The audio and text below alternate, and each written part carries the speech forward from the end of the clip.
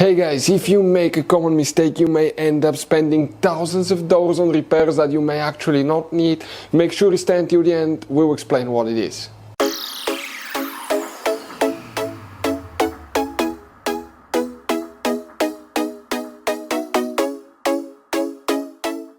Hey guys, welcome back to World Mechanics. Thank you guys for watching and subscribing to the channel. Today will be super helpful video to any of you guys having a Dodge Ram, that generation here from year 2013 to year 2018.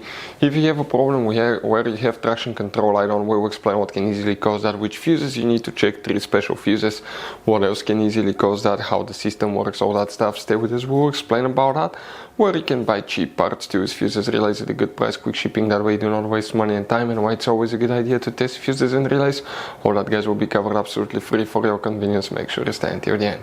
So let us tell you a little bit about us guys. Every single car we get here at the garage, we try to make at least 200 to 300 free repair videos. We take them completely apart, we show you how to fix anything like engines, transmission, codes, fuses, bodywork, all that stuff. Why we do all that? Because our mission at the shop is to save you as much money as we can. All we need in return, please subscribe to the channel, like the video.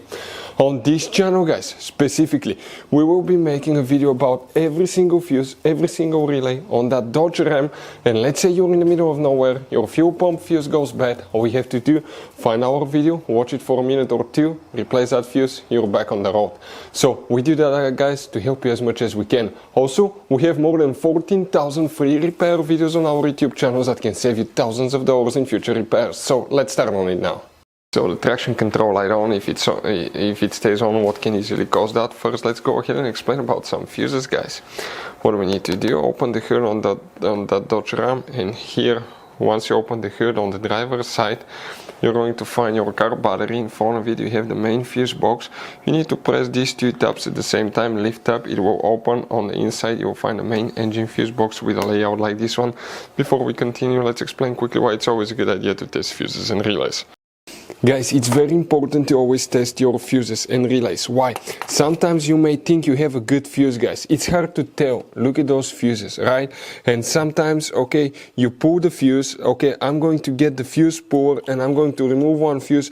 I want to show you on that 20 amp fuse. Sometimes it's very unclear if that fuse is burned or not. You may not clearly see it. So always guys test them, because if you don't test the fuse, you assume it's good, you end up spending money, time and diagnostics for problems that do not exist guys. So you can just waste your money and time. Always test your fuses, always test relays. We will put links in the description of the video below where you can find guys a video for testing a fuse and testing a relay that will explain everything that you need to do. If you guys need to buy any parts to use for your Dodge Ram, fuses, relays at a really good price, quick shipping, that way you do not waste money and time, we're going to put a link in the description of the video below for your convenience. Please check it out. For traction control light, we need to check 3 fuses for the traction control system. Guys, please make sure you stay until the end. We want to share one quick advice with you, that way you don't end up being stuck in the middle of nowhere like it happened to us.